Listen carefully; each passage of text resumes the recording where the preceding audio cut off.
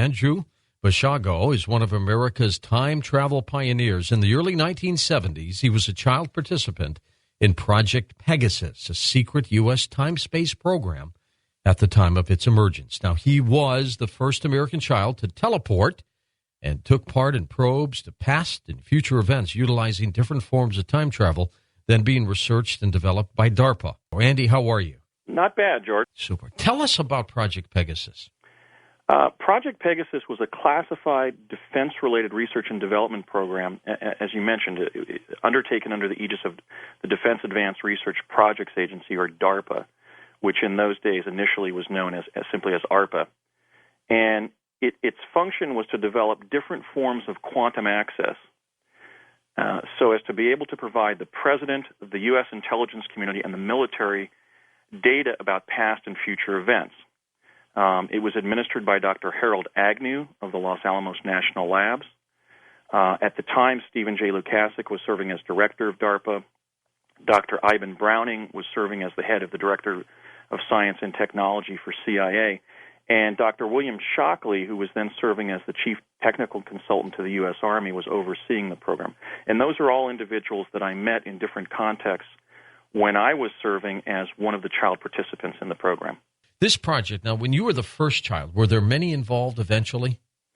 Yes. In fact, there were 140 American school children involved in different aspects of time travel under Project Pegasus. The reason that I distinguished that I was the first American child is that prior to our service, the United States government was consulting with Latin American governments to bring disadvantaged children up from Latin America. And they were, in fact, involved in for example, the teleportation experiments before it was known whether it was safe for children to teleport. The initial group were a group of Navy enlisted personnel who were just used to experiment with whether human beings could teleport. And they involved the kids from Latin America. I was in the third group who were children drawn from some of the gifted and talented education programs that were ongoing around the country at that time. And we were a cadre of 140 children from the United States who were bright and physically fit and from stable families. And they were testing, for one thing, they were testing the impact of teleportation on normal, healthy American children, because one of the things they were anticipating is that teleportation would be used to transport the president and other cabinet officials around the world in a time-urgent way, and presumably their children would travel with them. So they wanted to develop baseline data on the mental and physical effects of teleportation on ordinary American children, and I was one of them. I know I was the first because my late father, that is to say the first American child to teleport, because my late father, Raymond F. Bashago, was one of the project principals. He was essentially the point man between the Ralph M. Parsons Company and the CIA on the theory and practice of teleportation. So I first traveled with my dad through a Tesla energetic array at the old Curtiss-Wright Aeronautical Company facility in Woodridge, New Jersey, in the 1967-68 time frame. And then later, beginning in the fall of 1969, a larger group of children were involved in similar activities. Was he basically the one who donated you to the government? No, we don't have a real clear understanding of why I was selected. My father described how he had been approached at work and told that I was going to be placed in the program. So one theory is that actually, because I'm destined to write the whistleblower account of Project Pegasus, the project principals, like my dad, were informed from project principals in the future that I had to be involved because I ultimately would grow up and write a memoir that would tell the tale of what the project accomplished. So it's very possible that, in fact, I was identified in the future, and then my involvement resulted from retrocausation, not from any desire on my dad's part that necessarily that I be involved. Andy, can you kind of describe for us the equipment, the best way you can, what it looked like, the teleportation equipment, the time travel equipment? Right. Well, the teleporter was one of two principal technologies that they were working with. The basic shop floor model consisted of two parentheses-shaped objects about 8 feet tall. They were battleship gray in color. that stood freestanding on their bases about 10 feet apart from each other. So imagine like big elephant tusks. They were elliptical shaped. Inside the interior of the concave side of these armatures, there were tiny little ports that were generating a blue-green light. Now, between the two armatures, there was a field of radiant energy. The radiant energy, of course, that Nikola Tesla had discovered is latent and pervasive in the universe. And the two armatures could tune in this radiant energy so that it was broadcast between the two armatures. There was little squiggles of light swimming across what looked like, well, if you were 10 feet from the teleporter, the energy field looked like, let's say, water falling in a public fountain, in a public park where water has been used to create a sculpture. However, if you moved up about to 10 feet away from the field of radiant energy, it looked like raster on a black and white TV set. And what we were doing was standing back and then leaping through that field of energy.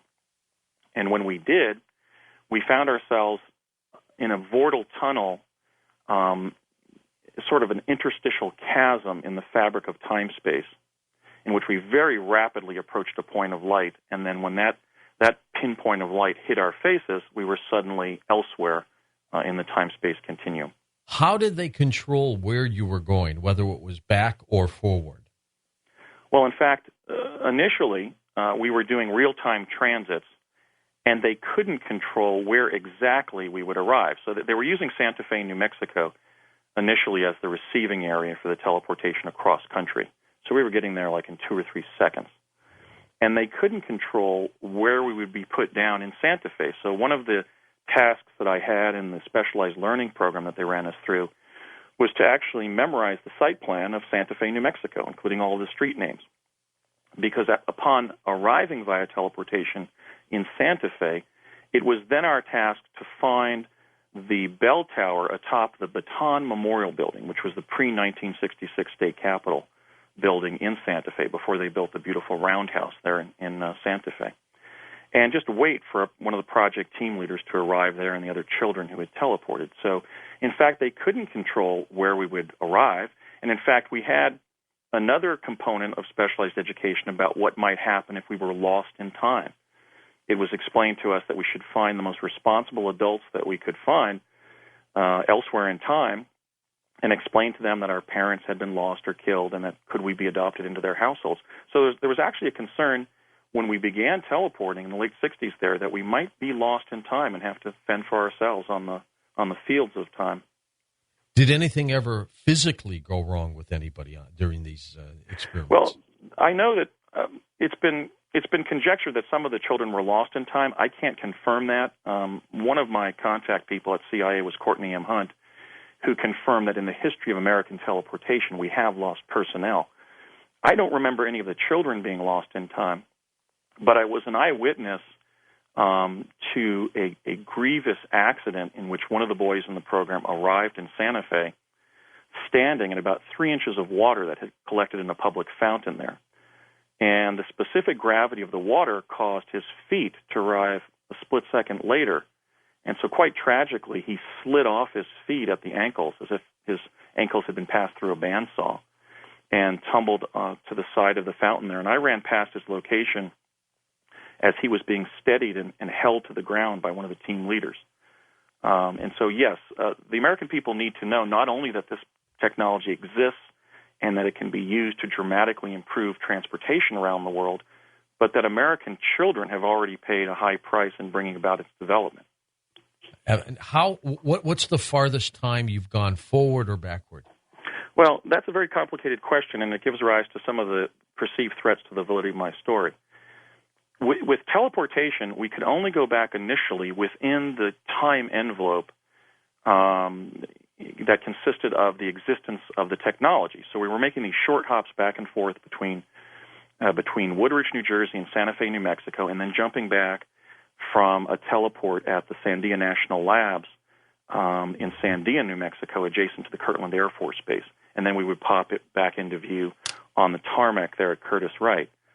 There was another revolutionary technology they were using called the chronovisor, which didn't physically send somebody to another location in time-space, but sent them there on a sort of physio-virtual basis, sort of as a superluminal superimposition in that time and place.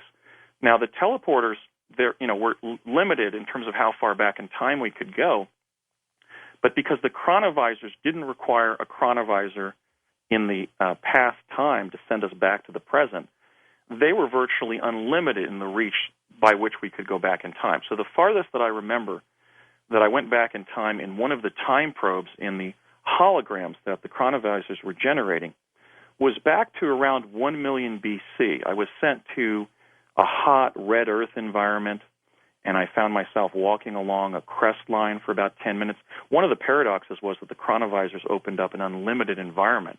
So I didn't find myself bumping into the wall of the laboratory, but when the hologram was turned on, I could walk literally for miles. And so I walked along this ridge line, and then at the top of the ridge, I looked over to my right, and there were two huge dinosaurs with long necks chomping on tall grass.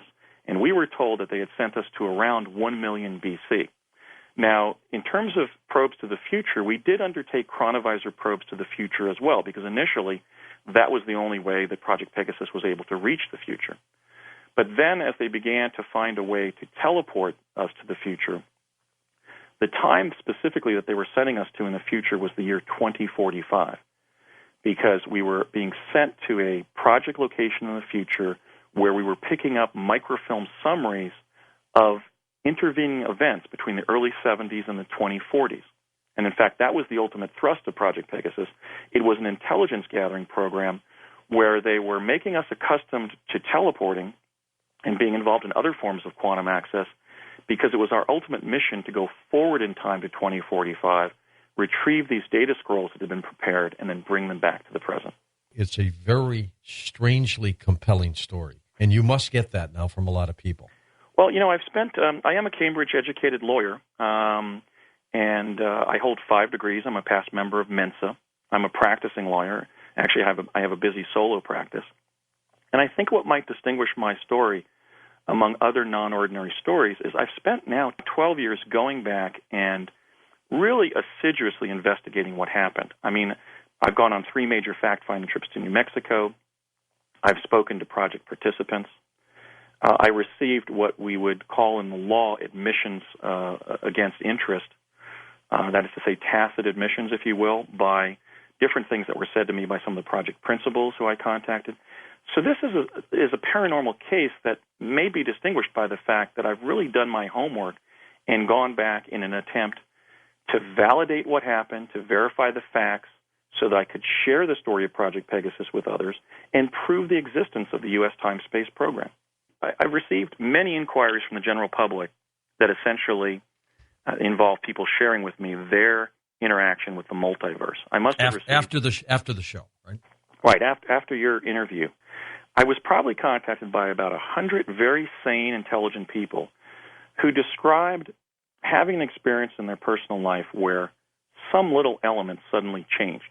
Like they came back from work and an empty lot in their neighborhood suddenly had a fully built house on it. Or they came out of a restaurant in the French Quarter of New Orleans and there was nobody on the street, even though it was Mardi Gras.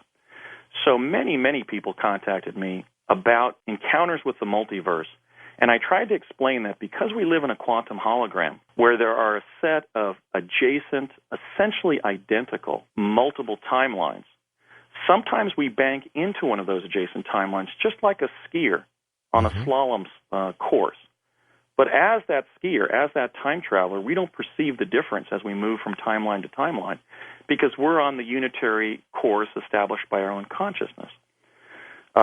We don't see the movement between multiple timelines. Only an external observer will be able to tell. And so what people have picked up, observant individuals, is that sometimes we shift a little bit into an adjacent timeline where the facts of life are a little different. There are many stories like that. But there were 2 people who approached me with really compelling information because I believe it's tied directly to my experiences in Project Pegasus. Let me tell you the first one. Sure. A man from New Jersey contacted me without any knowledge of the experiments that my father had conducted at the Thomas A. Edison Research Labs in West Orange, New Jersey, from 1956 to 64. I don't believe I went into that connection when we first spoke. My father essentially repeated Nikola Tesla's teleportation experiments at the Edison labs in the late 50s. He was doing things like magnetizing cylinders, and as he later described to me, actually when I was quite already well involved in Project Pegasus, that he was doing things like dropping pennies through the cylinder and finding that they came out of the end of the cylinder too quickly or too late or disappeared altogether. So this quite self-effacing gentleman from New Jersey explained to me that when he was growing up in New Jersey, in 1956, he found a 1958 penny. And he took it to an engineer in his neighborhood involved in the same kind of classified defense work, aerospace work primarily, that my late father was involved in, and was urged to conceal the penny. So I was thinking, here as a result of your gracious invitation to allow me to describe my experiences on Coast, I actually encountered somebody who may have found one of the pennies that my late father was experimenting with during his repeat of the Tesla teleportation experiments. Another person contacted me with very specific information, and he's permitted me to share his name with your listenership. All right. Sure. Brett Stillings of La Cañada, California, contacted me and reminded me that in the summer of 1980, as the son of a Lockheed engineer, he was introduced to me at a campground in Mount Shasta, California, and also introduced to my late father, who, of course, was an engineer for the Ralph M. Parsons Company. And at that meeting, well, first of all, on the way up to that meeting from Southern California, his father stated, according to Brett, and I think this is quite credible, because I not only remember Brett, but I've identified him by contemporary pictures of him and even a photograph of their pumpkin-colored VW bug that he sent me, that on the way up there, his father stated, Brett, you're going to be meeting a young man who has been involved in time travel activities on behalf of the U.S. government. Now, here's something very interesting, I think, to Coast listeners. At that meeting, his father, Thomas Stillings, showed us a slab of material that he described as boundary layer material. And Mr. Stillings was taking this about a hand-sized slab of rock or metal and placing it above the ground, and it was hovering 3 or 4 inches above the ground. So Brett reminded me of that strange encounter with he and his father near Mount Shasta in 1980. Brett also said that he knew I was telling the truth when I appeared on your show because as a non-physicist, I described the fact that the crystal array inside the chronovisors that was generating the hologram of past and future events was made of bismuth. And Brett described how bismuth has special properties.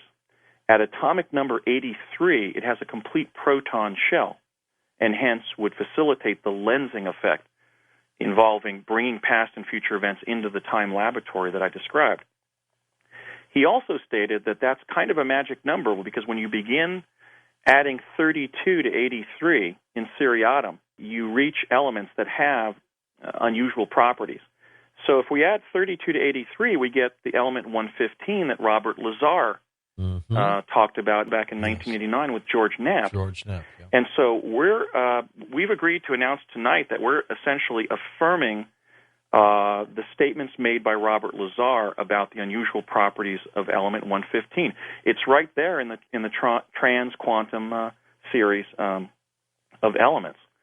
Now, the third person who contacted me who does not want to be identified was a member of my 7th grade honors English class at Lawrence Junior High School in Chatsworth, California. After we moved to California in 1972, I attended junior high in Chatsworth, and this individual reminded me that in the fall of 1973, when all of us were required to give a 5-minute talk to the fellow members of our honors English class, I narrated to a rapt class for about 5 or 10 minutes my experiences recently teleporting for the U.S. government. Now, that class held a number of individuals who went on to very distinguished careers. Several have become prominent lawyers in California. One is a very successful Beverly Hills psychiatrist who has appeared on all the major television talk shows.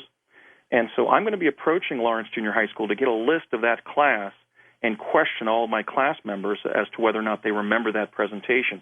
Certainly it doesn't prove that I was involved in time travel for the U.S. government, but it would establish in evidentiary terms the fact that my account is not of recent fabrication.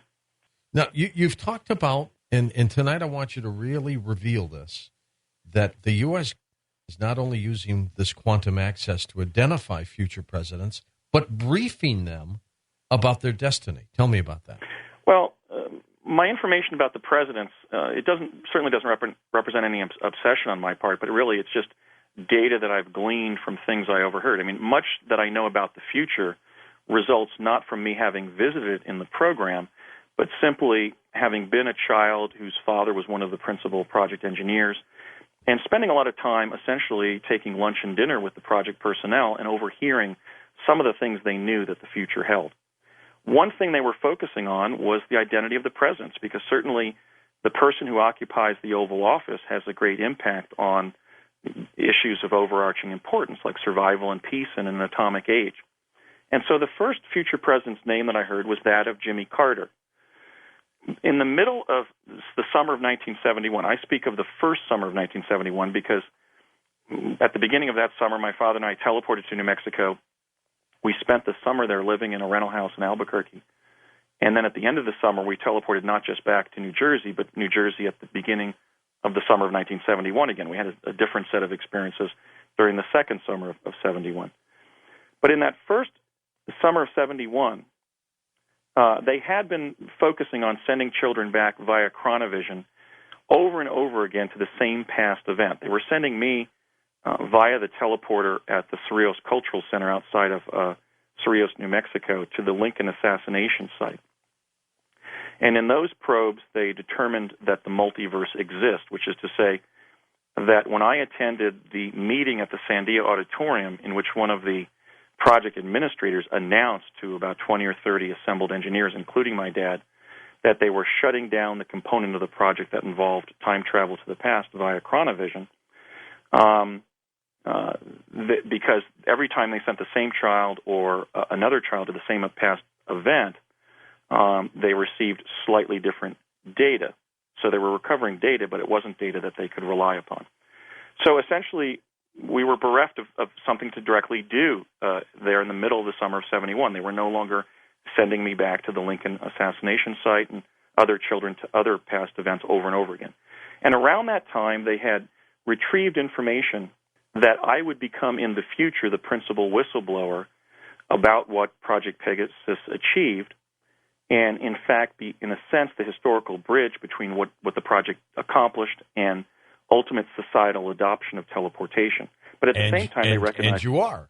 Well, yes, this is what's ongoing right now. Even this broadcast is part of my truth campaign, in which I'm informing the people of the United States and indeed of the entire world that the U.S. government achieved time travel in a specific DARPA project in the late 60s and early 1970s.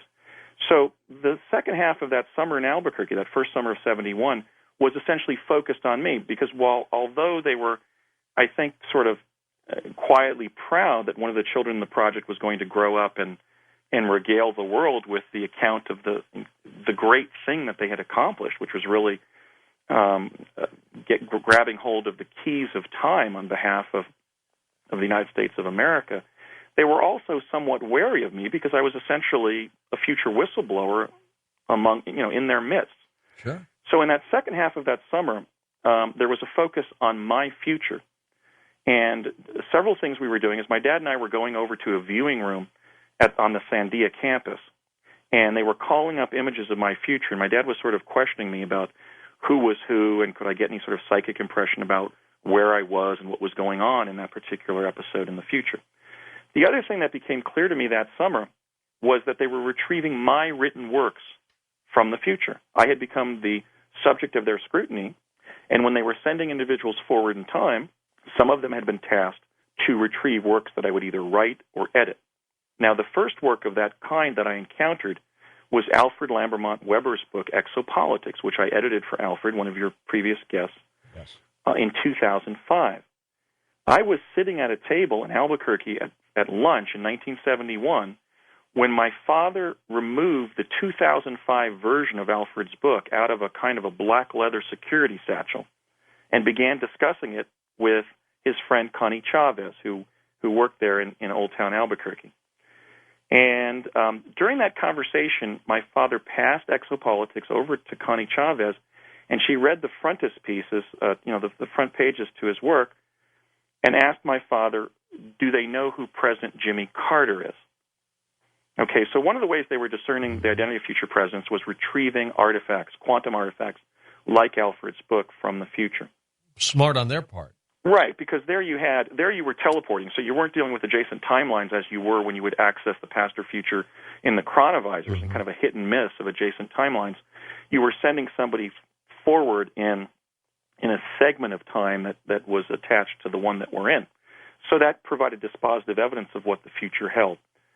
The second time that I encountered this issue of future presidents is I was present at kind of a late lunch, early dinner around 1971.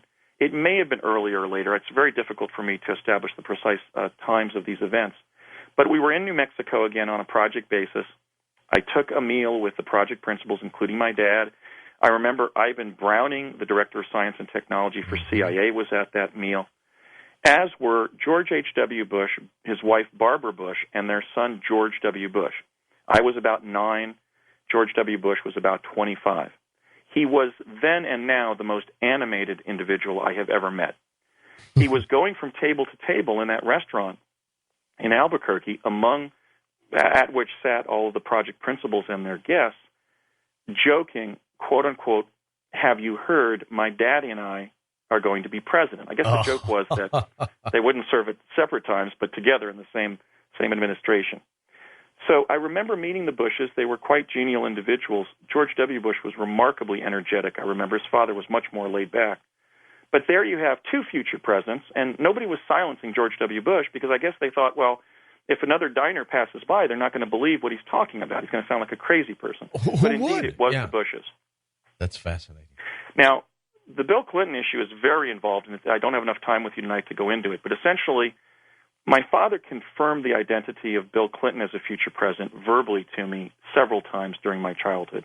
And later, when I was in my 20s, in the late 80s, before his death in 1990, he revealed the identity of several future presidents that he knew about. And he mentioned Bill Clinton, who had just given that long-winded speech at the 1988 Democratic Convention, at which Michael Dukakis was nominated as president, or candidate for president. And he described, that young governor from Arkansas who gave that long-winded speech at the last convention, he's going to be one of our next future presidents. Now, the last president that I know of that, I don't have any data about President Reagan or President Ford, but I do have personal data regarding Barack Obama, that is to say, direct evidence. When I was a college student at UCLA in the early 1980s, in fact, it was either the spring or summer break of 1982, I was having a conversation with a white South African anti-apartheid activist on Bruin Walk, where everybody does their pamphleteering for different political causes on the UCLA campus. And I made reference to the fact that when I interviewed Buckminster Fuller in October of 1981, Fuller had told me that the CIA was raising an entirely mercenary army in Pakistan. And this South African suddenly, I had his attention. And he said, listen, I've got to have you over to the house. I have a house guest. He'd be fascinated about what Fuller told you, because he recently was in Pakistan. We went down to Lot 6, took his Volkswagen Beetle over to his rental house in West Los Angeles. I stood in the kitchen, and he said, I'll get my guest. I want you to repeat what you said that Fuller told you regarding Pakistan and the CIA. And from an adjacent room walked a young 20-year-old Barack Obama. President Obama and I are contemporaries in the truest sense. I think he's 45 days older than me. He was born in August of 61. I was born in September of 61.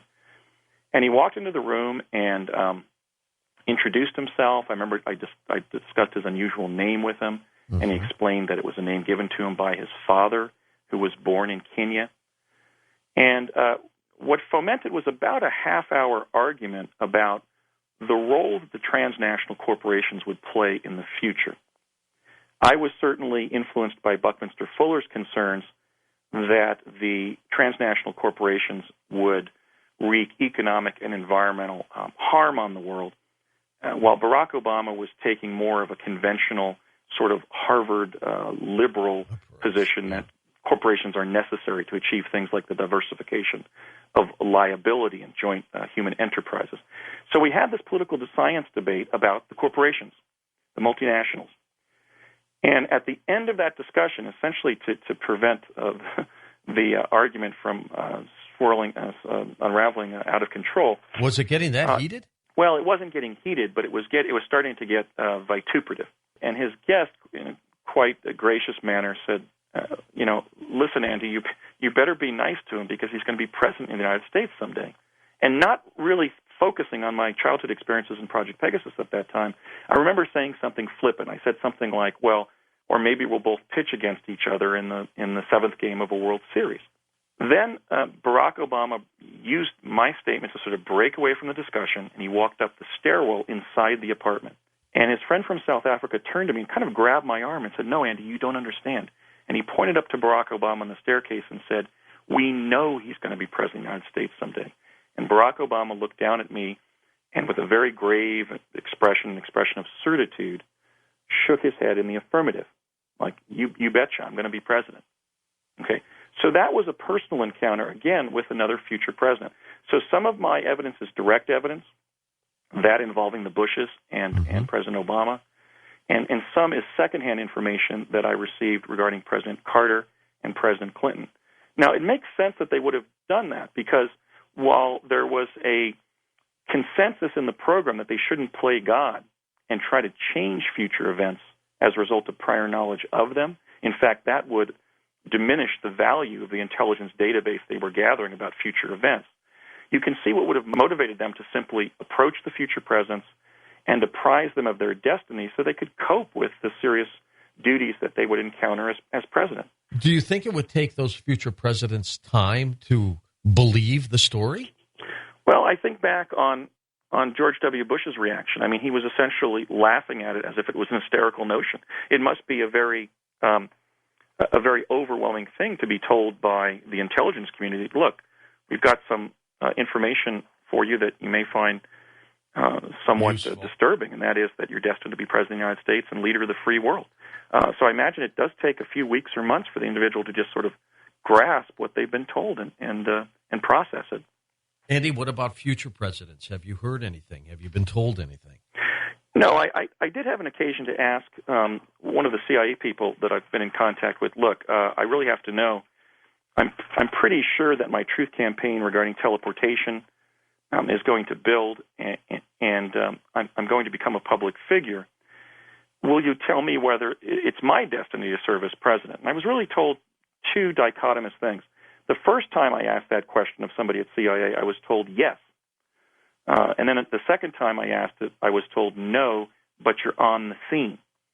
And I think what that means is that this is really going to be based on whether or not we confront this issue of the way in which quantum access has undermined the constitutional processes by which we select President of the United States.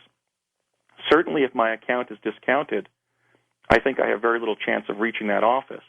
But if it's ultimately proved, I think what we're going to have here is a bit of a transition where the individuals who serve as president will be individuals that they might not have predicted. Andy, do you think they know about calamities, catastrophes, whether we got hit by an asteroid in the future?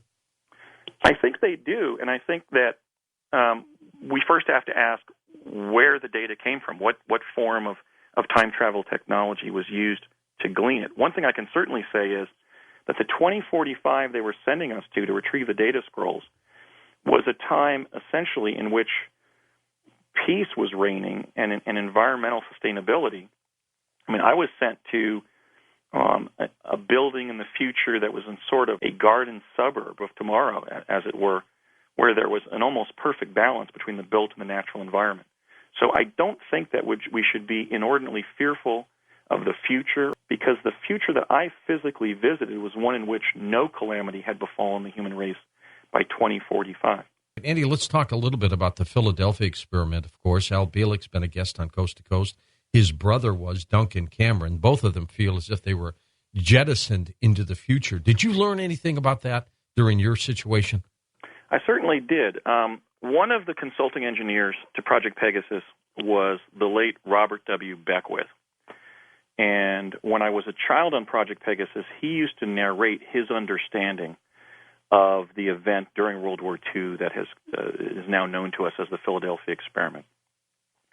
His facts held up 40 years later when he was interviewed twice by myself and then also by Alexander Bruce and by Ken Thomas of Steam Shovel Press. And the true story of the Philadelphia experiment goes something like this. An event like the Philadelphia experiment took place during World War II. But after the event, the Office of Naval Research had to script an alternate telling of what happened to de-link the critical connection between Tesla, teleportation, and the Los Alamos physicists who had built the atomic bomb. Because after Tesla's death in 1943, his papers were seized by the War Department and sent to Los Alamos, where the world's leading physicists were then gathering to build the atomic bomb. They're still there. I mean, my personal investigation of my experiences in Project Pegasus led me to detect that Tesla's papers are still there at LANL, and you require a special security clearance to be able to read them. Okay, so we have a Pegasus insider here who narrated the Philadelphia experiment, and his facts held up 40 years later. Essentially, the experiment itself was not intended to achieve radar invisibility of the Eldridge. That, in fact, was the cover story. Right. In reality, it was an attempt to apply Tesla teleportation to U.S. naval vessels after the Nazi Navy began chaining mines to the bottom of the ocean. Mm. It was hoped that they would find a way for our ships to move to the left or right, basically to avoid collision with Nazi mines. So the experiment was actually a direct experiment in teleportation. The ship was not the Eldridge, but in fact was another U.S. naval vessel called the Martha's Vineyard. And the experiment didn't take place in Philadelphia Naval Shipyard. It took place in Long Island Sound. The actual Philadelphia experiment was the attempt that was successfully made to tune in experiment in Philadelphia with ordered liberty, that is to say, the tuning in of the signing of the U.S. Constitution, which I described on our last show. Interesting. Now, the relocation that occurred when they powered down the experiment did not move the Eldridge to Norfolk, Virginia, but the Martha's Vineyard to Newport News, Virginia. And there weren't numerous sailors fused in the hull of the vessel when they powered up the experiment and brought the ship back to Long Island Sound. In fact, according to Bob Beckwith, one sailor was falling through time-space, and when the ship was brought back to Long Island Sound, he was impaled through the chest by a pillar supporting the splash cowling of the captain's mast of the ship. Oh, my. Now, so something very dangerous and experimental took place that for which we now know as the Philadelphia experiment. The critical fact they were concealing was that aboard the ship was not Tesla, not Albert Einstein, or John von Neumann, who have been featured in the various accounts of what's come down to us as the Philadelphia experiment. But inside the Martha's Vineyard during that experiment were the Manhattan Project physicists J. Robert Oppenheimer and Edward Teller. And that's what they've been concealing, because they've always wanted to de-link this connection between Tesla teleportation and the Los Alamos physicists, because that became the U.S. time-space exploration program. So the Philadelphia experiment we talk about, that Al Bielek has narrated with such great interest over the years, essentially follows what happened, but it's more in the nature of an urban legend or a disinformation ploy to conceal the experiment that gave birth to the U.S. time-space exploration program. Well, and that makes sense, Andy, because as we know, government has continued to try to mislead and hide things. Exactly, and these were some of the most sensitive secrets that the U.S. government held at the end of World War II. They knew that teleportation would allow them to drop spies behind enemy lines, disguised as civilians. They knew that chronovision would give them the ability to view events going on across enemy lines, not just in real time, but in the past and future. So they were desperately concerned about concealing what happened during that experiment, because it was the first major experiment in Tesla teleportation. When I have been investigating my experiences in Project Pegasus, I've been an individual in his late 30s and 40s who's gone back and done a substantial amount of memory work to remember what was said in my presence, basically to go back and capture things that happened on a specific afternoon where let's say, Connie Chavez asked my father if they knew who President Jimmy Carter was when she read it in Alfred's book. So it wasn't as if I was briefed on everything that the future held. In fact, I've only been able in the present to go back and connect things that have since emerged with what I heard when I was a child on the project. My knowledge of the way in which time travel technologies have, in a sense, undermined the constitutional protocols by which we select president, at least on the basis of giving the ultimate winner the winner's advantage of knowing that he's going to win on the day that he announces his candidacy, is based simply on these incidents that occurred both when I was on the project and later, in which I was able to link back from the present and say, well, wait a minute, is this the same Barack Obama I met in college? And so forth. I was never briefed on all of the presidents in the future. Is Project Pegasus continuing? I think it has to be. I know that there was an incident when we were on the project in which we were being teleported to Santa Fe in 1971, and when we arrived, we noticed we were in the right location, but that some of the landscaping around the Santa Fe State Capitol complex had changed. And as individuals working in the roundhouse were leaving at the end of the day, we asked them what year it was, and they told us it was 1991. So I know that teleportation was ongoing in 1991 because we were then transported down to Sandia, and we jumped back to 1971 from 1991. So I know at least as of 1991, the project was still in possession of time travel technology. As you know, Dr. Michio Kaku, physicist, has been on the program a lot, and you point out that he's been interviewed recently on C-SPAN talking about Project Pegasus, and he said it is fiction. Your thoughts? Right. Well, certainly, just in prescript, let me say I regard Dr. Kaku as one of our most brilliant thinkers and philosophers. So I don't mean to disparage him in the slightest. I admire him very much. Okay, I understand. But there was another incident that occurred in college that allows me some insight into the empirical basis by which Dr. Kaku can evaluate whether or not the U.S. defense community developed time travel technology in the early 70s, as I've described it.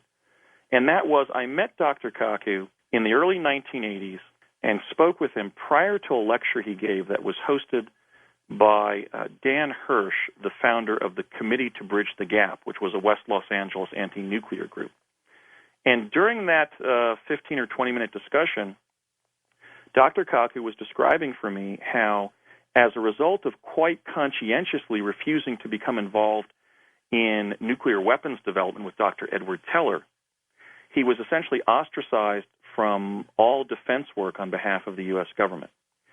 And so my position is that while Dr. Kaku has written some of the most brilliant treatises about the theory of time travel, he's not able to comment about the practical application of time travel because as a result of his idealism, he was barred from reading the Defense Department files in which the story of Project Pegasus and the emergence of these time travel technologies is articulated.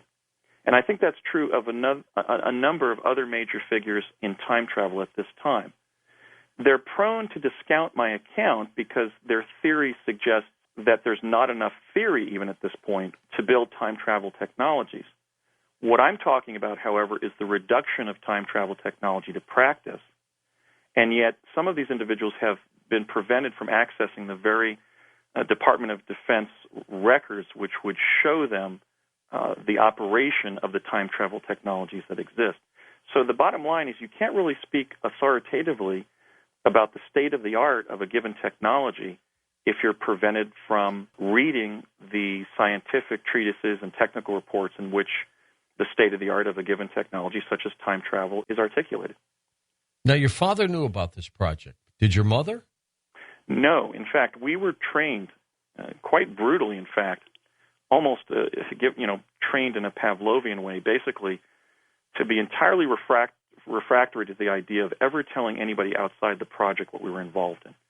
We were admonished in a gentle way about this over and over again. Indeed, this subject was a major focus of the lecture that Donald Rumsfeld, the defense attaché to the project, gave to us in the spring of 1971 at the Cerrillos Cultural Center briefing room. We were basically admonished to never talk of the existence of the project to anybody who did not have a need to know. And so we were educated quite strenuously about not revealing to our mothers what was going on, our siblings, our classmates, our neighborhood playmates, or really anybody else in our life who was not involved in the program. No, all right, but I thought you talked to the classmates. You gave a little 10-minute speech. Well, that was when essentially my training was wearing down, and I had already left the project. We had moved to California. I was coming up with a topic to talk about to my 7th grade honors English class, and I did talk about teleporting. But when I was in the throes of my project experiences, generally I wasn't revealing what was going on to anybody. And if my mother, for example, asked me a pointed question of explaining some anomaly, we were basically trained to give cover stories that would conceal our project activity. It was quite easy for them to conceal our project activities because some of the activities took place during the normal school day, where we were bused to a local defense contractor location and, for example, involved in chronovisor probes to the past. A major part of our project activities resulted from teleporting to New Mexico and spending entire summers there, and then teleporting back to the beginning of the summer on the East Coast. In fact, I spent 4 phantom summers in New Mexico, the summers of 1970, 71, 73, accessed from the fall of 71, and the summer of 1972, living in New Mexico with my father. So there was an extensive cover-up of our presence in New Mexico in this sort of quantum displaced kind of way. Now, when we were talking about going back to the past, you're saying that we were restricted because of technology. We could really only go back until the point where the technology was being developed. What about teleportation? Was that the same? Well, teleportation was restricted because when you're teleporting, that's a form of physical time travel. So that's only into the future? Well, that was... Or into the immediate, I guess. Well, into the immediate past, when the project already existed, for return teleports to exist to get us back to the future, or into the distant past, into the distant future, because teleportation is going to become a major part of the infrastructure, the everyday infrastructure in the future. So we were only able to physically teleport back to times after the project had already emerged, and teleports existed to get us home to the present or far into the future. Now, the way, therefore, that they were using to get us to the distant past were forms of sort of physio-virtual time travel in which you're there as a spectral presence in that time and place, but not there entirely physically. And that's what chronovision was achieving, and a later technology called plasma confinement, which they were using to get me to Gettysburg in 1863. And let's talk about Gettysburg. We've got this incredible photograph that you gave us. It's up there on the coasttocoastam.com website. Explain that and why Gettysburg. Why'd they send you back there? Actually, it took place in the spring of 1972. I was taken to a time lab in East Hanover, New Jersey, under the direction of Dr. Sterling Colgate. Dr. Colgate was then serving as the president of New Mexico Tech, the New Mexico School of Science and Technology. And he had developed a methodology called plasma confinement, where the time traveler stands in a chamber, a clear lucite chamber, and walks into a cloud of plasma and is essentially wormholed to a past location. In fact, that was the only time that I was involved in actual wormholing, where as I was moving through the quantum plenum, I was moving through a series of arching tunnels that were sort of chaotic as I moved onto my destination.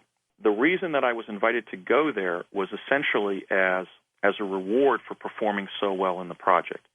My father and Dr. Colgate asked me whether I wanted to go see Abraham Lincoln give the Gettysburg Address. They thought it was going to be a great thrill for me to do that. But in fact, I was thinking back to my history education in the program and also my conventional schooling, and imagining that 1863 portrait of Abraham Lincoln by Alexander Gardner, where he looks basically like a chimpanzee in a black suit. And I was terrified by the notion of seeing Abraham Lincoln as he might appear during his life. It was sort of a Boo Radley moment in my childhood to even contemplate. So I actually begged off, and Dr. Colgate said, "Well, Ray," to my father, "Well, Ray, let's come back in 2 weeks and ask Andy whether he wants to go." So my dad drove me up again, up Ridgedale Avenue, up to the Time Lab in East Hanover, and they asked me the same question. And really, to please my dad, I said, sure, I'd like to go and go see the Gettysburg Address. So a woman named Valerie, I remember her first name, dressed me as a Union bugle boy. And I was invited to enter the plasma confinement chamber. Actually, before that, my dad took a pen or pencil, rather, and he had a kind of a mimeograph of an 1863 map of Gettysburg. And he showed me that there was a north-south arterial through the heart of Gettysburg that in the northwest branched off on another road. And they were going to put me down via plasma confinement right on the side of that road so that I could ask a passerby which way Gettysburg was and then walk straight into town, into the very sort of minimal downtown that then existed, where Lincoln was going to be giving the Gettysburg Address on a dais about 3 feet off the ground, right in front of the cemetery there. So I walked into inside the chamber. I walked into the cloud of plasma under confinement, and I had this hellacious journey to Gettysburg where actually my hat was ripped off, both of my shoes, and one of my socks. Oh. And I popped into view next to that road northwest of Gettysburg. I could smell ozone. I was feverish. I was then reacting to the rather brisk autumn air, and I realized I only had one sock on. So my training took over, and I sat down, and I pulled off the other sock and threw it into the bushes, because I figured if I'm going to be walking into Gettysburg barefoot, I should be entirely barefoot. So I then began walking without a hat. I didn't have a jacket. I was just dressed in the jersey of a Union bugle boy. No shoes. I met a gaunt teenage soldier, a Union soldier, walking along the side of the road, and I yelled to him, as my father had instructed me, "Hey, friend, which way Gettysburg?" And this individual stopped and squared his shoulders in the direction I was going and pointed that way. You're going in the right direction.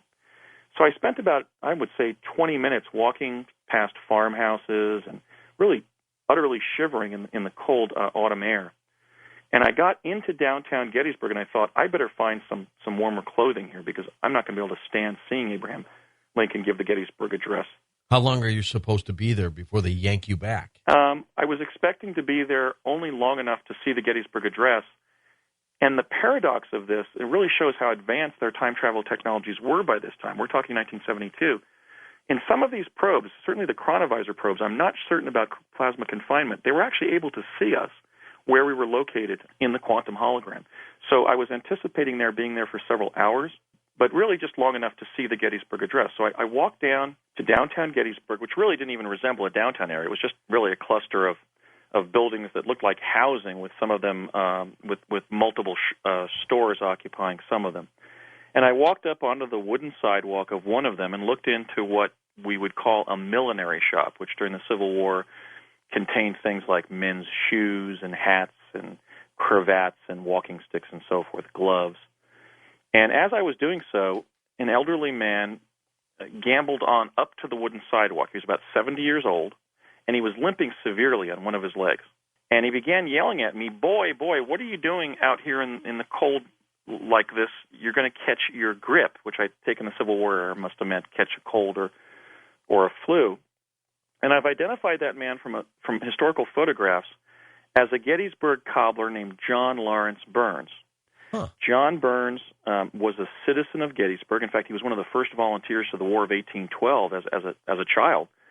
And when the Battle of Gettysburg swept through and past Gettysburg in July of 1863, he volunteered as a Union sharpshooter, was wounded in the hip, and was surrendered by Confederate forces under a flag of surrender back to the Union forces, and was discharged from the battlefield. And so when I identified this man from historical photographs, and realized it was the man who then took me inside the millinery shop to outfit me with a jacket and shoes, because he was concerned about my well-being, I really found three things that were quite startling historical correspondences. One, of course, was his appearance. The other was his injury. I mean, before I even knew and had identified him as John Burns, I was describing how this 70-year-old man was limping severely as he walked up onto the wooden sidewalk. Mm-hmm. And then the other linkage that quite serendipitously identified without initially knowing who he was was his profession. He was a Gettysburg cobbler. So he took me in the shop, and we went to the back of the main floor of the store. It just was basically had a kind of a storage room behind that one-room floor space. And there was a shelf with multiple shelves that had used shoes on them. They weren't military boots. They were civilian shoes. And he took a pair of brown men's street shoes that must have been about a size 14. And he had me step into them, and he began actually shoving packing paper into the front of the shoes and was giving me this pair of secondhand shoes. He then took me into the storage room behind the shop and rummaged through a stack of about 40 men's jackets, most of them military issue, and outfitted me with a navy blue Union winter parka, which fit perfectly. And then as he was sort of smiling at me, he put a cap on my head. He then said, "Young man, I have to go. The President of the United States is arriving here today, and I have to see him." He actually walked out of the shop, limping severely, ahead of me, and I followed him over to the dais where Lincoln was going to be soon arriving, walking along like a young boy, in his father's Sunday slippers. Like I could hardly even walk in these grossly oversized men's shoes. Now, over at the dais, which at that point only had maybe 10 or 15 people had already gathered, there was an open dais with nothing on top of it. It was just a big wooden area about, let's say, 20, I'd say maybe 15 or 20 feet deep and maybe 40 feet across, with patriotic red, white, and blue bunting around it, but no parapet or ceiling of any kind or pillars or anything. It was just a flat expanse of wood. And I went to the front of the dais because I've been told that I was going to be given the opportunity to see Lincoln give the Gettysburg Address, and I was trying to overcome my fear of looking at him when he arrived. And I looked to my left, and there was my father dressed as a Pennsylvania farmer. So he went back there, too? Well, he went back there, but he had left East Hanover on a previous day, but had been sent to the same day in history, November 19th of 1863. Was he looking for you? At that time, no. He had been sent there earlier, so he couldn't have been briefed on my later arrival to the same day. And I looked over at him and said, "Dad, what are you doing here?" And he said, "I'm not your father, son. You must be mistaken." He played it that close to his Well, breast. see, his training was kicking, and he was thinking, boy, if Andy's here, and he looks several years older than he does back at the house back in 1967 or whenever he had been sent, I better act like I'm not even his father. So my dad, made sure that he didn't alert any of the people around him that, in fact, his son was there as well, recognizing him as being there, which is certainly a strange event. I was very disconcerted about this because here I'm in 1863 in Gettysburg, Pennsylvania, being aware of the momentous event that is about to occur with President Lincoln giving his famous address there. And I thought, this is very disconcerting. So I walked away from my dad over to the left side of the dais. And there were two ladies, young ladies, dressed in their Sunday best, kind of gossiping at me behind their fans. They were sort of saying, "Well, look at this little carpetbagger. Look at the Union jacket he has on, and look at those men's shoes." They must have thought I was a carpetbagger who had collected my clothing off of the battlefield, because they couldn't have comprehended that I would have been given it back by Mr. Burns back. And maybe an orphan or something. Right, an orphan, maybe a deserter from a Union regiment. But they were certainly paying attention to me, and in my training I had been coached to always avoid scrutiny, because scrutiny might result in becoming captive, and if we were captured, they might have difficulty extracting us from a location in the past or future. So again, my training kicked in, and I moved to another location more to the center of the dais, the left corner of the dais. And there were two Union officers, and I was questioned by them about where my regiment was and what my regiment was and where I was bivouacked. And I remember saying, "What's bivouac, sir?" And they laughed hysterically. So here was more scrutiny that I realized I should avoid. So I thought, this is really strange. My dad's here. Some of the civilians of Gettysburg are noticing me. Now 2 Union officers who must be guards for President Lincoln have noticed my presence, and they're wondering why this Union bugle boy is there without his regiment, dressed sort of haphazardly at that. Yeah. So I decided, my training kicked in, and even though at that point I really sort of wanted to see Abraham Lincoln give the Gettysburg Address, I decided to walk about 200 paces on a diagonal away from the dais. And because I was, walking along in these grossly oversized shoes, sort of like shuffling along, Yeah. I wanted to conceal the size of the shoe so I wouldn't attract any more notice. So I held my left foot forward and my right foot to the side, and I looked in the opposite direction from the Wills Hotel where Lincoln would soon be arriving. And it was in that strange posture, dressed in the clothing that John Lawrence Burns gave me, wearing grossly oversized men's shoes, as a time traveler from 1972 in DARPA's Project Pegasus, that I was photographed in the photograph that until last year was the sole surviving photograph to show President Lincoln at Gettysburg on the day that he gave the address there. That's known as the Josephine Cobb image of Lincoln at Gettysburg. How did you know that was you? I knew it was me because as the project was winding down in 1971-72 timeframe, when we were still in New Jersey, had not yet moved to Southern California in November of 1972, I found that image in a contemporary news magazine. I don't know whether it was an old issue or a 1970, 71, 72 issue. I believe it was Life magazine. It may have been Look. It may have been the Sunday New York Times magazine supplement. But I was paging through a stack of magazines that a neighbor of ours had given to my mother, and my sister and I were out in the front stoop paging through these magazines, and I found that image. And I thought, my God, that's me at Gettysburg. There I am standing with my feet askew so nobody would notice the grossly oversized shoes. It must have been a Saturday or probably a Sunday, because I then took that magazine into the house. My dad was reading the paper, and I said, Dad, look, they got an image of me at Gettysburg. And he said, yep. I said, is that me? And he said, yep, but just don't talk about it. So from that point forward, I have lived with the awareness that the only photograph until, as I said, in 2008, I think it was, to show Lincoln at Gettysburg also contains an image of me as a time traveler from the future. Was there some interest with Project Pegasus and the Civil War period? I mean, it seemed like they sent a lot of people there. Yeah, actually, I had 3 encounters with the Civil War. The first chronovisor probe that I went to from the General Manufacturing Company facility in Convent Station, New Jersey, in fall of 1970, set me actually into a Civil War battle where I was overtaken by Confederate forces, and I was actually hiding beneath a berm, and Confederate soldiers were leaping over my location. And I was terrified that I might be bayoneted or something, but of course we couldn't be harmed during the chronovisor probes because we weren't there fully physically. So that was the first encounter with the Civil War. The second were the chronovisor probes in New Mexico in summer of 1971, where they kept on sending me back to the Lincoln assassination site to try to walk up the stairs and get into his balcony location to see who shot him, because, again, they were testing the existence of the multiverse. I guess they were wondering whether John Wilkes Booth shot him or Major Rathbone or perhaps Mrs. Lincoln. And so I was sent there 4 or 5 times, and slightly different things happened. But, of course, Ford's Theater was always there, and Abraham Lincoln ended up getting shot every time they sent me there. But, for example, when I would walk through the lobby, maybe somebody would pass me at a different angle. Maybe a gentleman who'd been talking to a lady was actually talking to 2 ladies on another probe. So there were these slight changes in the scenario, but very minor ones. And each time, unfortunately, President Lincoln died there that night. The third, of course, was the trip to Gettysburg in spring of 1972. I don't think they were using time travel technology to scrutinize the Civil War.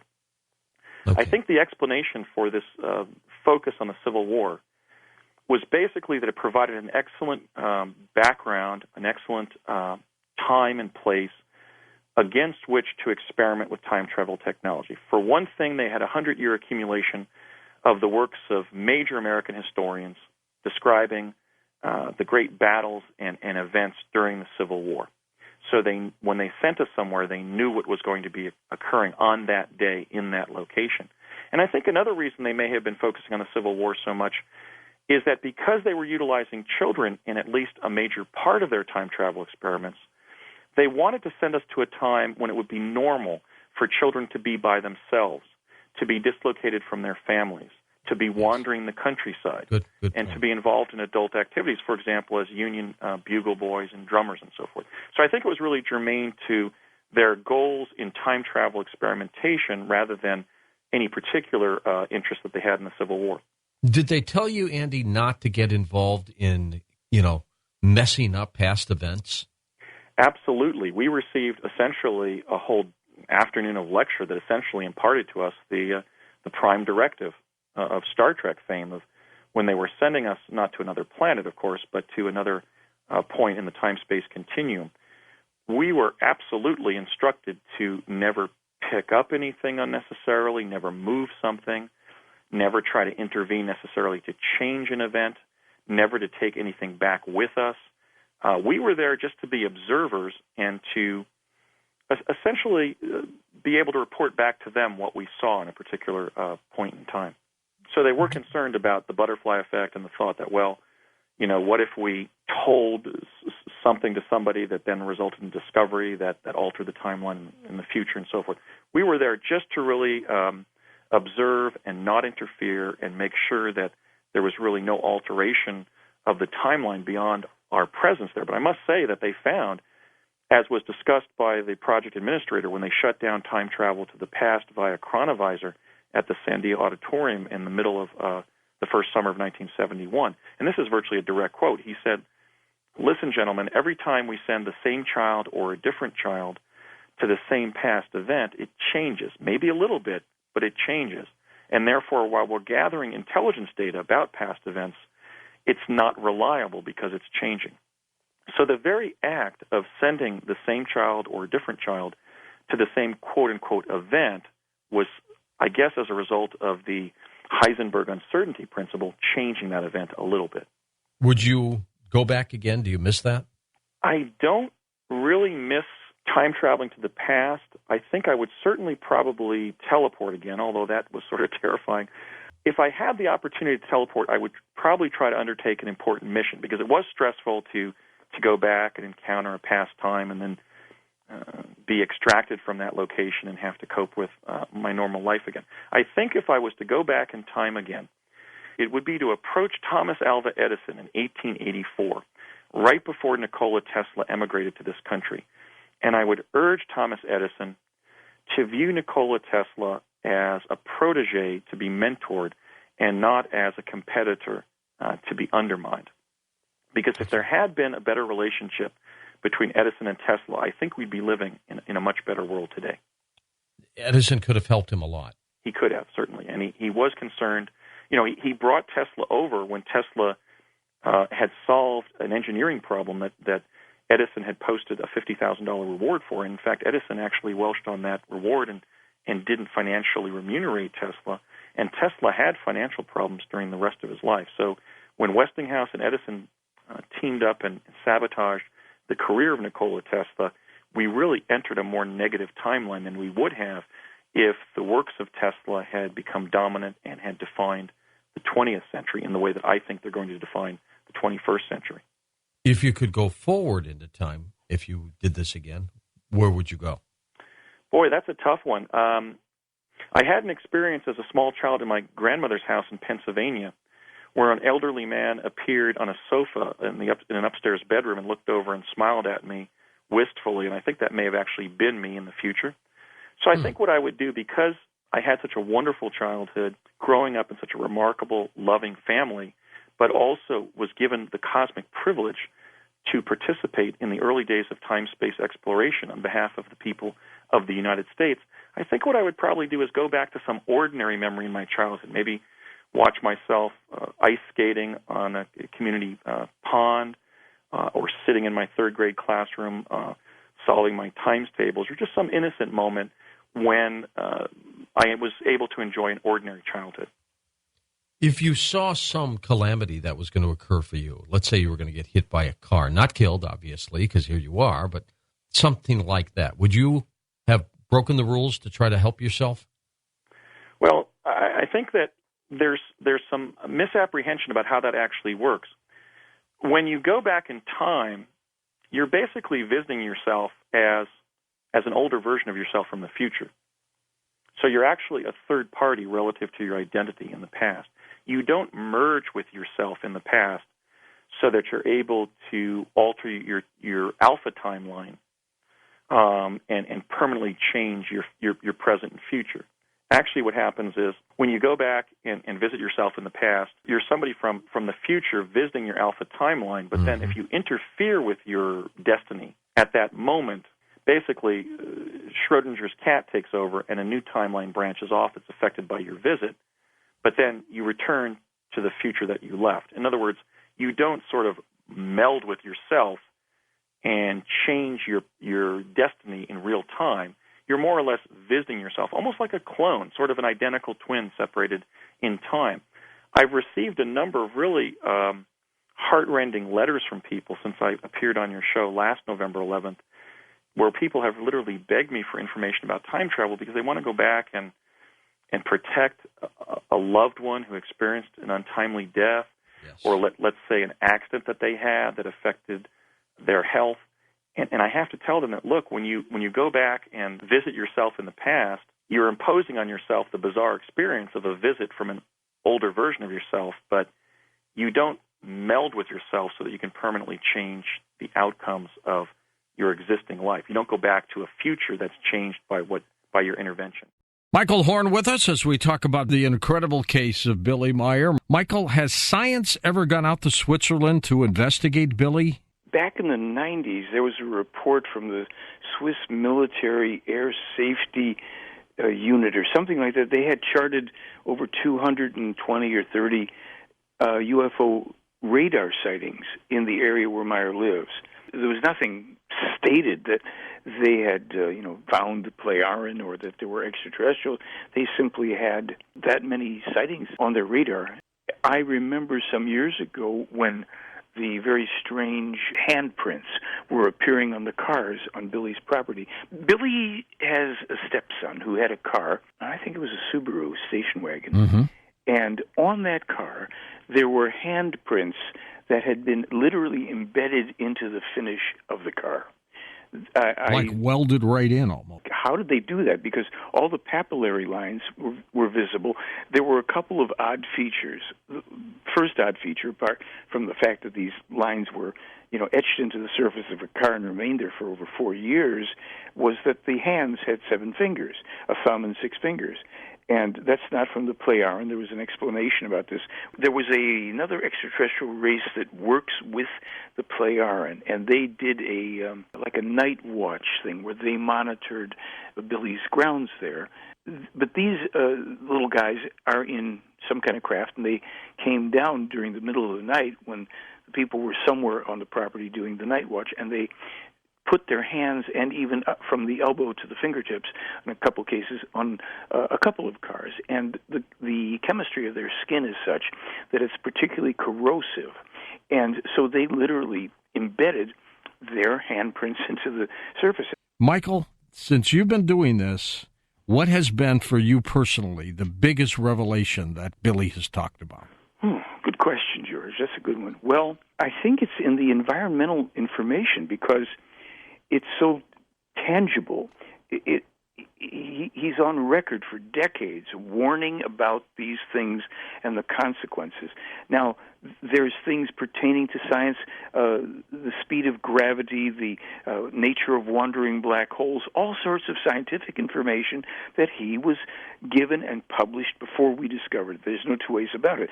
One of the things that staggered me, really, now that you mention it, in 1978, I think it was October 19th or so, Meier and the woman Semyaze are describing the nature of Jupiter. They're hovering around Jupiter, and they start to talk about Io, the moon of Jupiter. And Billy brings up, oh, yes, I remember you told me that's the most volcanically active body in the solar system.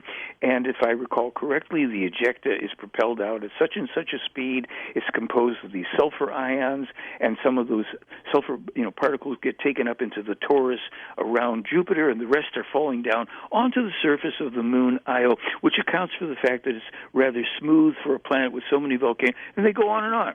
Well, Wendell Stevens, who was the lead investigator on this, on March 9th, of 1979, he's traveling back from Switzerland with all this documentation from Meier about Jupiter. On March 12th, 3 days later, JPL NASA makes an announcement that the Voyager, spacecraft, the probe that they'd sent there, has made, gathered information, and the most important discovery of the entire Voyager mission is that Io is the most volcanically active body in the solar system. That's right. Now, a year after that, the information would be published about the sulfur particles being taken up into the torus. So it's like it wasn't just, well, he could have somehow, somebody a few days. No, a year in advance on that. The information on Venus. Wendell Stevens, they went to the USGS, I think in Tucson or someplace, where they were building a 3D model of Venus based on the probes that had been sent there. And Wendell was staggered. He says, well, this is the same as all the information we got from Billy a year ago. The clouds, the depth of the clouds, the coloration, all that. Wendell Stevens publishes in 1978 that he's told by Meyer that there's two little planetoids beyond Pluto that will be discovered after the turn of the century. Meyer puts that in his 1958 document himself. Now, we know that after the turn of the century, they discovered, Sedna and something else. It goes on and on. It's every facet. He has information on virtually every body in the solar system, every planetary body, but here's the one that's most perturbing. You talk about a disturbing or a big piece of information. In 1981, and we illustrated this, we put it up, we have it in a comic book on the website. Meyer is talking with these Playaran people about an object that they are calling the red meteor. And he says, what's that? They said, this is an object coming from the depths of space that will make two passes on Earth, one of which, either the first or the second, if it isn't deflected, will slam into your planet. And the date will be April 13th, 2029, or April 13th, 2036. It will hit if not deflected, and we do not have the authority to mess with it. This is up to you. Your scientists have to come together.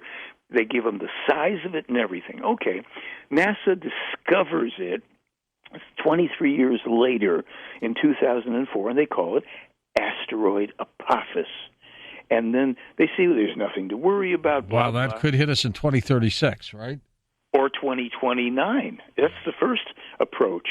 And the Russians, after we had the information verifiably published, the Russians called for an international effort to deflect Apophis, just as recommended in Meyer's material, because from what I understand, they are reading his stuff. They don't talk about it publicly, but Meyer was told, yep, the Russians, read your material. And so then NASA starts to say, well, maybe there's something to be concerned with, and they change the size estimate of Apophis to within 25 meters of what Meyer published. Meyer has never published a theory. He's never had to retract or alter any scientific or other information that I know of.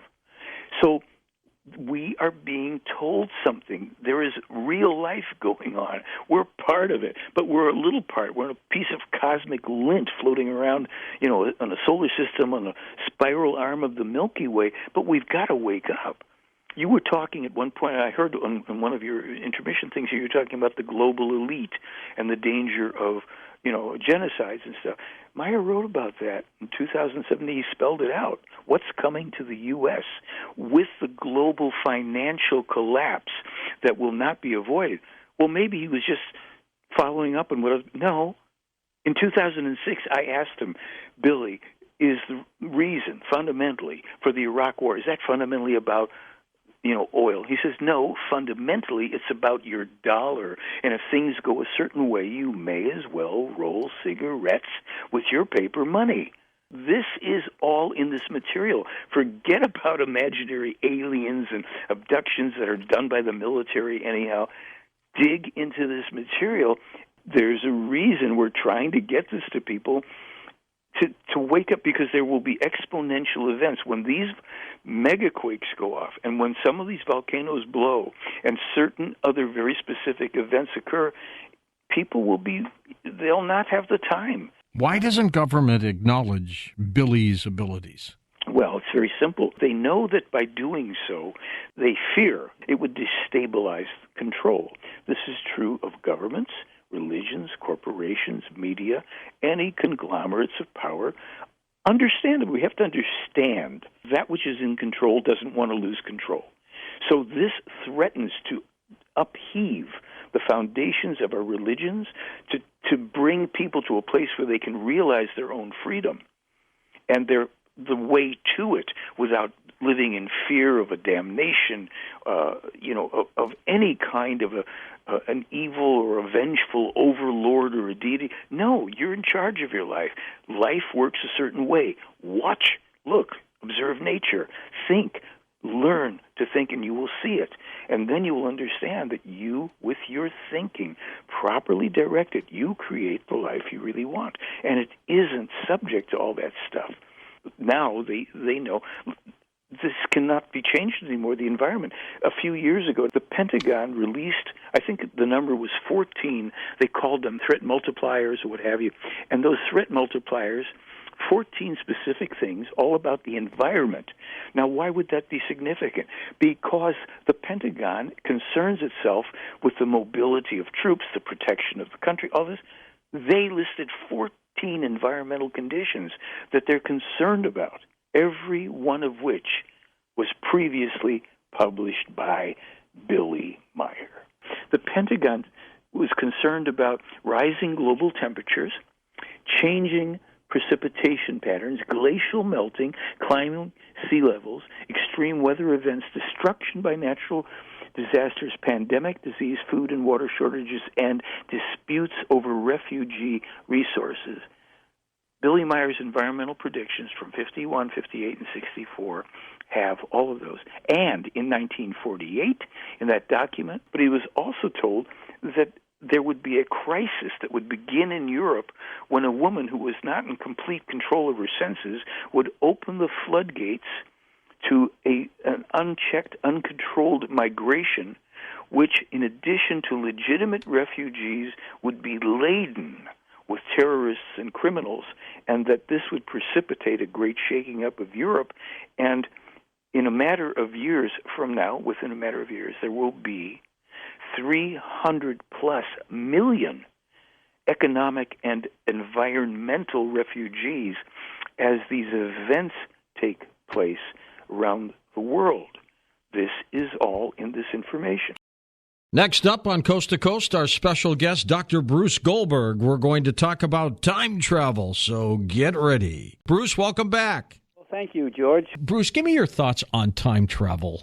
Well, we're talking about the space-time continuum. To simplify the field of quantum mechanics or quantum physics, basically all time is simultaneous.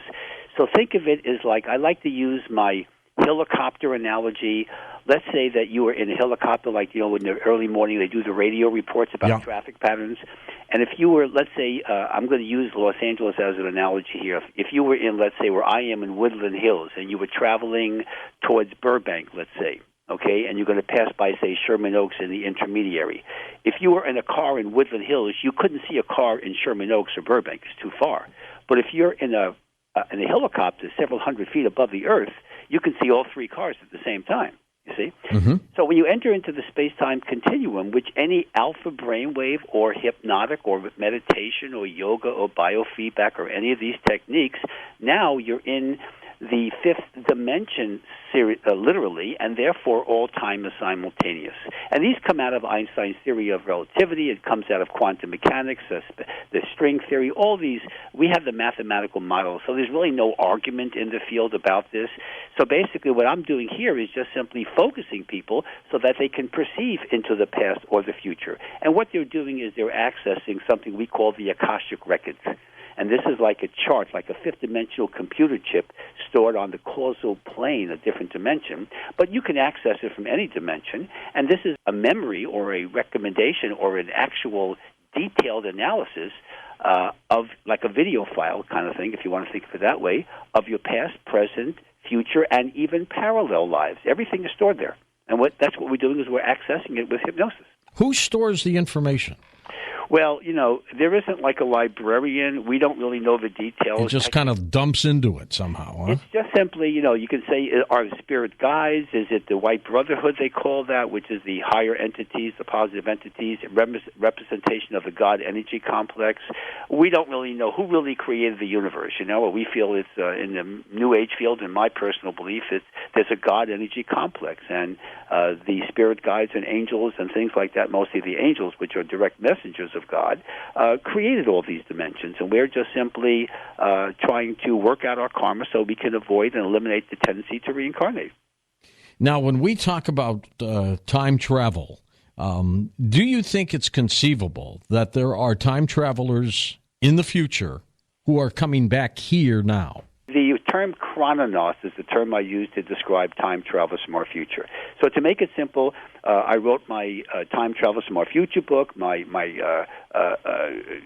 Egypt book also details the time travelers and their interaction, how they come back and actually have created our civilization technologically. They've been in Atlantis and Lemuria and all these, in ancient Egypt and all these places. But let me give you the big picture.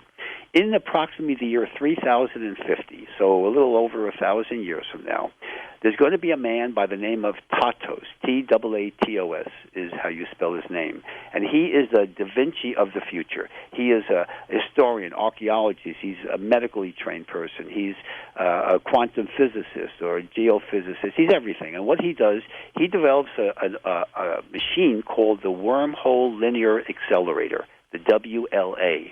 And this is a machine that literally enlarges a wormhole to classical size so that he and his crew can get into a ship and travel back in time.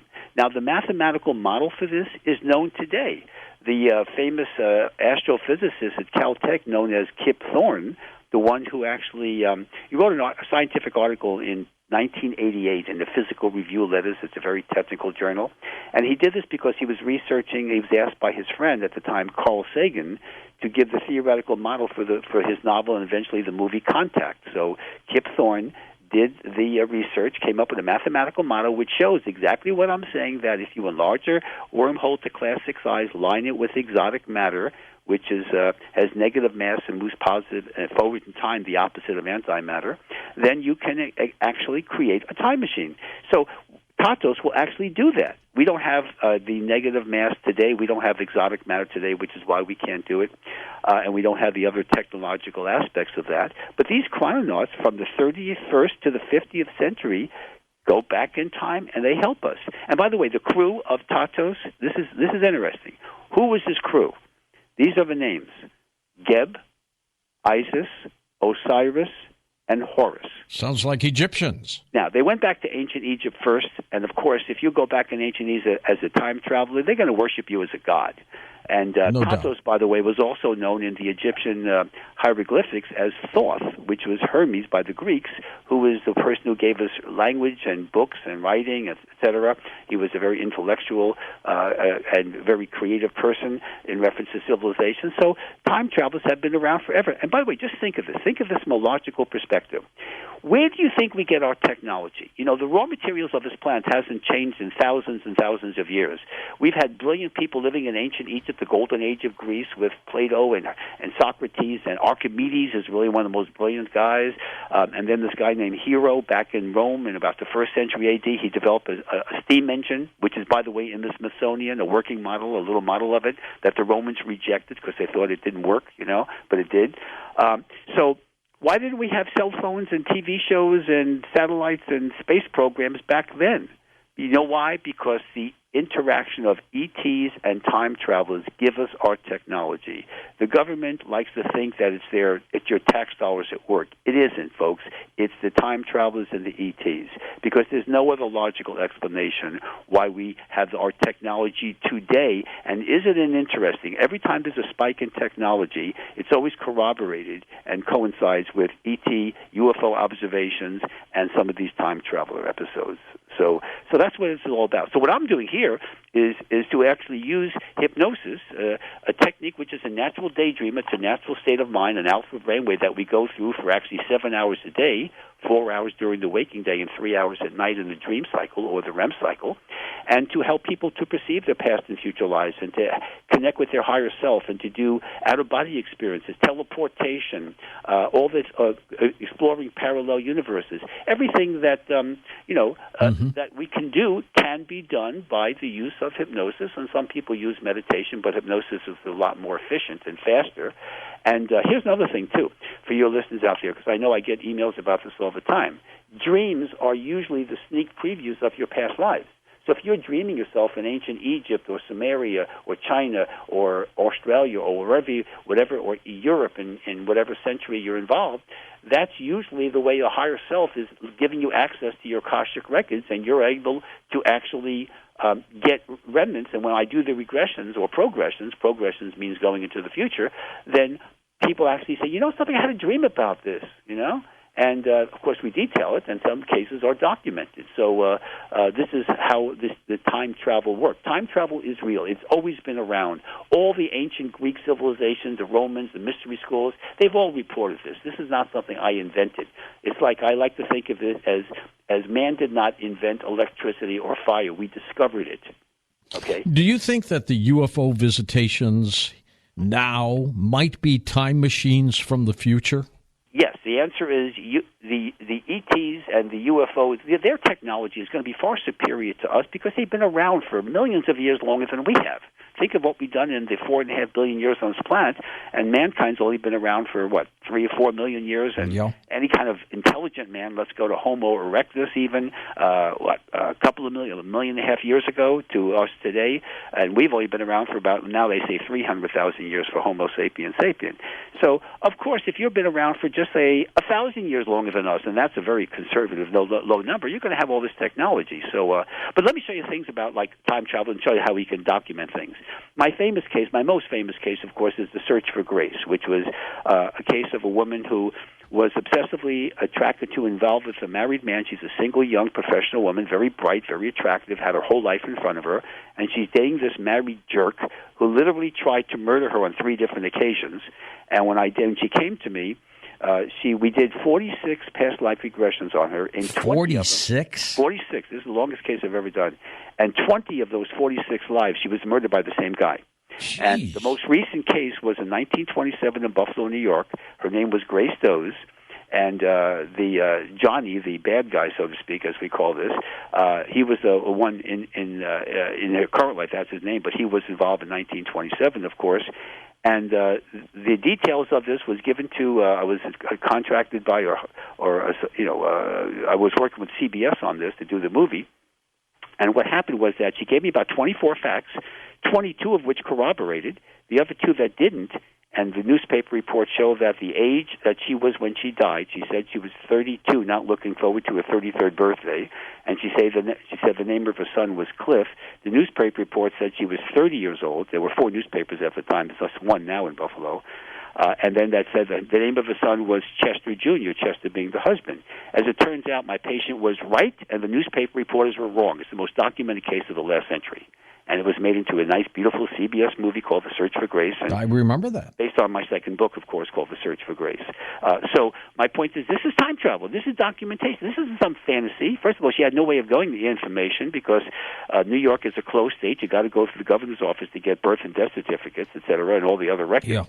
And this is a very documented case. More importantly to me than the documentation and the movie, which was beautifully done, but the thing here is that she was able to overcome. She broke up with the man. She's alive today. Every year or so after that movie was done, which was done back in 1994, she called me to tell me how things were going, that she was fine. She's a very empowered person. So this is an example of a documented case of reincarnation, which helped the woman overcome a major issue. But let me tell you something that's even more significant. I like to deal with progressions, too. I'm the one who developed the field of progression therapy. I describe this case in a couple of my books called The Case of Pete. Now, Pete is not his real name. He's a clinical psychologist who came to me in the East Coast, and he had a hand-washing compulsion. If you shook his hand, he'd immediately go into the bathroom and wash his hands. Like Howard Hughes did. Right, except he didn't have the fingernails, okay? Yeah. All right.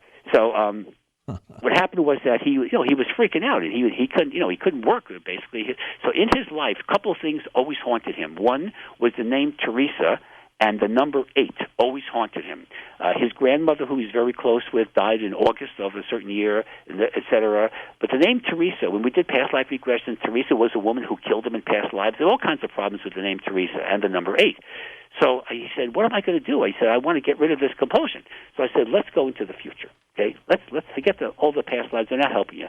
Let's deal with the future. So I take him into the future. It's the year 2088. It's Tulsa, Oklahoma. He is a technician in a nuclear power plant. He's very neurotic, very high-strung. And one night in August of 2088, notice the number 8's involved, he freaks out, causes a meltdown of the facility in Tulsa, causing a nuclear meltdown of the city. He dies. Thousands of people die. And he says, well, doctor, what good is this? And I said, wait a minute, that's just one option. There are parallel universes, as you know, my work with the New You technique. So we go into his ideal path in the future, and the same year, 2088, he is now a nuclear scientist, not a technician. August 2088 occurs. He does not freak out, etc., and of course everything is fine. Now, what was interesting is the unit he was in this power plant was the Terrace Alpha unit. It spells Teresa. Okay, you get that? So everything worked out, and of course, when he was done with the progressions and the what I call the superconscious mind healing technique that I developed many years ago, his hand washing compulsion disappeared. Very empowered, very confident. And it was a great case, but it was a future. The problem occurred in the future, not in the past lives. That's the key. The future can cause current problems.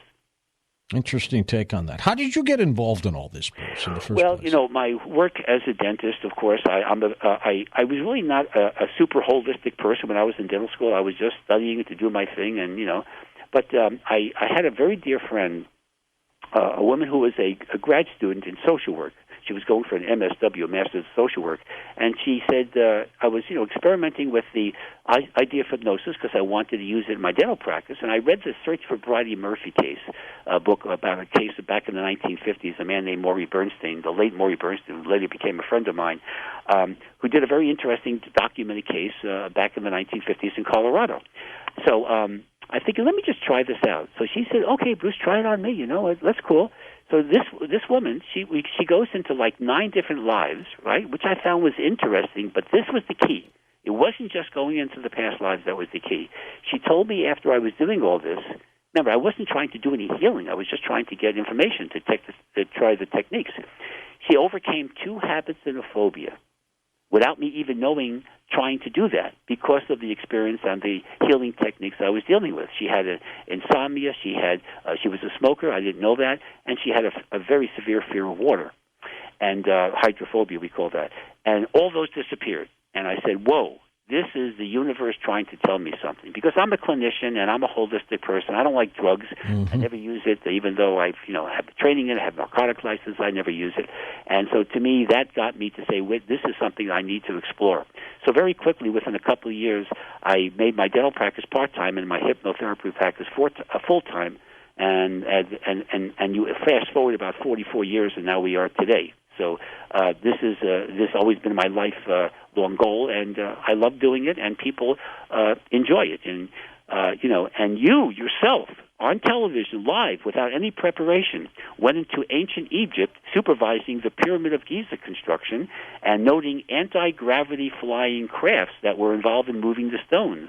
Now, what's interesting about that, and that was your past life, is that is the exact technique I described in my Time Travelers from Our Future book, in my Egypt book, to show how the time travelers helped build the Pyramid of Giza. Isn't that amazing? And you didn't know that, okay? No. Right? So you're coming up with something independently, as many of my patients have, This is called Whatley's Law of Evidence, when people who don't know each other say the same thing. They can't have any contact with each other. It's very circumstantial but credible evidence.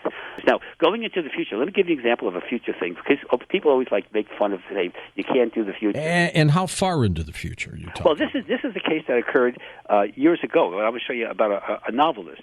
A man by the name of Morgan Robertson wrote a novel in 1898 titled Futility, in which a supposedly unsinkable ocean liner struck an iceberg, remember it's 1898 now, on its maiden voyage and sank, carrying the elite society of 2 continents to their death.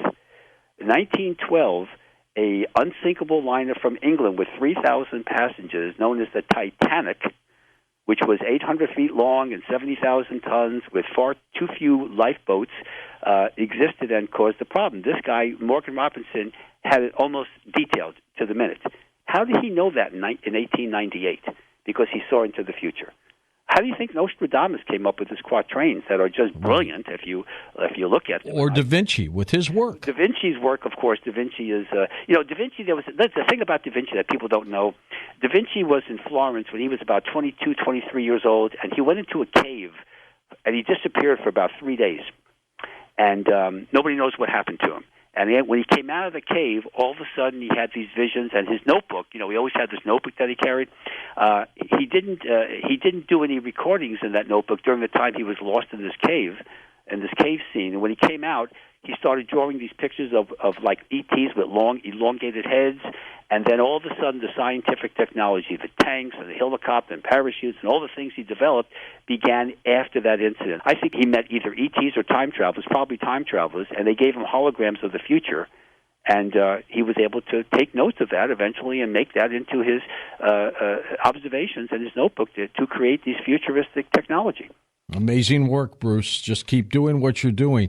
So in terms of reincarnation, what is the highest amount of numbers you think you've been able to track that a person is reincarnated? Oh, well, I mean, I've done 46 regressions with I call Ivy, not her real name, in the Search for Grace. But the average person walking the streets today, and this is not an impressive situation, by the way, the average person has about 1,000 past lives. 1,000? Yeah, easily.